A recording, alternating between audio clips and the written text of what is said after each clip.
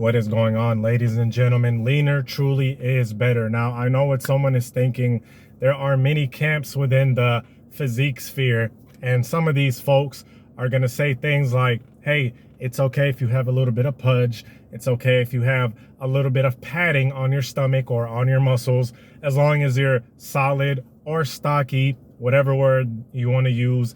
And hey, look, I'm not going to argue with those people because everybody has their thing. I can't say what works for 100% of the people. I can't say what is attractive to 100% of women, okay? Because let's just be honest, a lot of these discussions are happening because they're talking about attraction. These conversations about physiques are happening in lieu of attraction.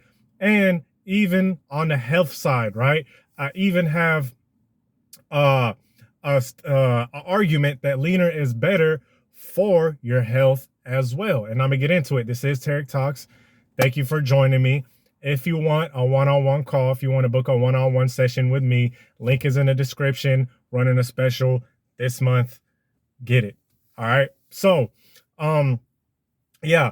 So even for people who are talking about health benefits, because every time I make these type of videos, obviously someone is going to, or inevitably, someone is going to say it's not about females, it's about your health. Absolutely. So let's break down what being quote unquote leaner is.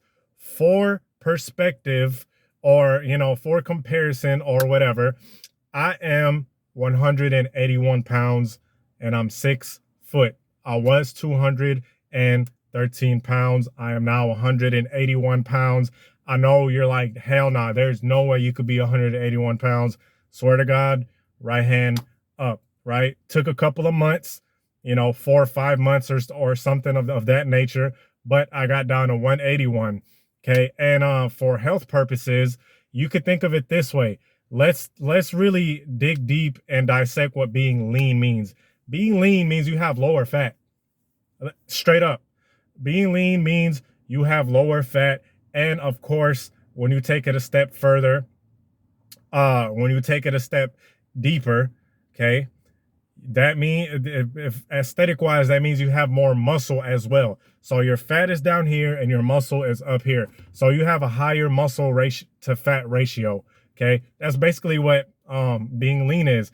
And the thing about it is, when your fat is lower to a healthy extent, to a balanced extent, I'm not talking about guys who are like 5% body fat and they're roided the hell up. Please don't take this in extremes. Don't be stupid. Don't be stupid. Okay. I'm gonna hit you with the New York Puerto Rican. Don't be stupid. Right. But, you know, I'm talking about in healthy terms.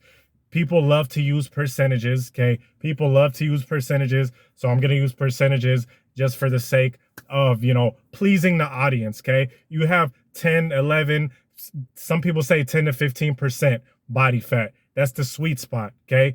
10 through 15, different folks, different strokes, but there you have it. And that means you have a higher muscle mass to fat. Okay. To fat mass. And that's healthy, because what does fat do? Let's talk about the two kinds of fats. You got the visceral fat, then you got the subcutaneous fat, okay? The visceral fat is that fat that surrounds your organs. It surrounds your heart, surrounds your lungs. This is that fat that wraps around your heart, causes things like heart disease, heart attack, things of that nature, even kidney. It even surrounds your liver. People get liver disease and stuff like that from obesity. Yes, I bet you guys did not know that obesity causes that type of shit. This is why this is so important, especially when we're talking about health. Then you have the subcutaneous fat. Basically, the subcutaneous fat is the fat that you can pinch, right? It's that fat that you can pinch and you can hold in between your fingers. That's the unsavory, unsightly fat that you're trying to get off of your belly, okay? And everywhere else for that matter. Face, arms, etc., right? And for aesthetic purposes, obviously, being leaner is going to be much better. Let's just be honest, guys. There are guys, even my gym bros, I'm going to call some gym bros out real quick. There are guys that go to the gym day in and day out. You have seen them before. They look exactly the same for years. I mean, you've been going in there and this dude is on a treadmill or on a Stairmaster sweating like he running away from canine dogs, okay? He's sweating like he's been freaking running away from the feds, and he's on America's Most Wanted list. That's how hard he's sweating. And the weird thing about this is that this is probably the second or first or second year that you've been seeing Joe Schmo on a treadmill, Stairmaster, maybe even lifting weights, and somehow, some way he got fucking fatter, right? Somehow, some way he might have even got bigger. If not, best case scenario, he looks exactly the same, pudgy with excess fat, right? That's not aesthetic at all. Doesn't matter how heavy you lift. And even for, let me get on my my heavy lifting bros. Even for guys that could outlift me, I could outlift freaking Ronnie Coleman doing power cleans, deadlifts. They could do a 500-pound squat, blah, blah, blah. All of that good stuff. But when they leave the gym, it's like people don't even really think this guy works out like that.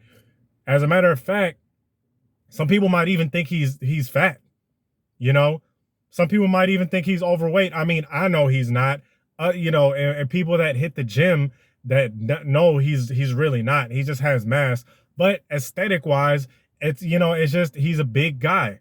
At best he's stocky or husky, whatever it is. And these are the same type of guys who have to wear those oversized shirts. We all know oversized shirts came back in style. If you grew up in the early 2000s, you remember we wore tall white tees. We wore t-shirts that looked like dresses damn near all the way down to our ankles. And we wore shorts that went all the way down to our ankles, Jabot jeans and Air Force Ones and all that. You guys remember that damn style. It hasn't came back to that extent, but the oversized baggy look has come back. And a lot of gym bros use this to their advantage and kind of, I don't want to say the word cope, but they, tell themselves, oh man, I'm big, I'm stocky, this oversized shirt looks good. And the oversized shirt might look decent, right? Because, they're going to have broader shoulders and stuff like that. But once they take that shirt off, it's like whole bunch of rolls, whole bunch of stomach fat, whole bunch of breast fat. It might be more tighter than just the obese person who doesn't work out at all, but still it's not going to look aesthetic. And that midsection is a huge part of looking aesthetic. Let's just stop the bullshit. I got the health part out of the way. Yeah, of course it's for your health. And even these gym bros, being overweight is being overweight, right? It doesn't matter if you could squat 500 pounds or if you could deadlift 500 and bench press 300, all of those good numbers. That's fine and dandy, but your body is still like, okay, this guy has like 25% body fat on him, right? So even if you do lift, your body is going to be like, still has visceral, still has excess fat. And a lot of that comes from, a lot of gym bros, and I've been going to the gym for eons, so I know, what goes on behind closed doors. By the time the weekend hits, these guys are weekend warriors, a lot of them. They're going to drink like a mug. They're going to eat a whole bunch of crap in these restaurants and stuff. And they're going to say it's bulking. It's not bulking. Really just excess body weight, really just being overweight. When you get leaner, it's like, damn, that is something that not most guys have. Having a flat stomach and a chest that is protruding and having a nice, cuts to where you could see your muscles. You have those nice little cuts. When you have all that excess fat, your muscles are just kind of one big, your arm and everything else. It just kind of goes down like that. There's really no cuts and no separation, right? When you start cutting that fat down, the fat comes off of everywhere. It comes off of your face. It comes off your chest, your back, your arms, even your shoulders, right? Your shoulders carry fat. Everywhere carries fat. When you start taking that fat off and then replacing it with muscle, you're going to start seeing cuts. You're going to start seeing shreds, as they say, okay? Or cuts. Shredded is like freaking, that's like 9%, 10% body fat, to where every muscle is etched out. That's like, God status, whatever. But, when you start losing that body fat, all of a sudden, your stomach is very narrow. Your stomach is very flat, but your chest and your shoulders are protruding out, aka the V taper. And that is pretty much the most aesthetic body type. Has been proven for ages. Even if you look at the damn Greek sculptures, you look at Egyptian hieroglyphics, you know, even in Egyptian hieroglyphics, when they etched out the men had broad shoulders and they had a flat stomach. You didn't see any overweight Jimbro pharaohs back in the day, right? You might have, those were pharaohs, but I'm talking about the guys that were etched in hieroglyphics and stuff. You didn't see any guys with rolls on their stomach, but sort of big arms and sort of big chest. You know, no, they were very lean, lower body fat, and that is the whole objective.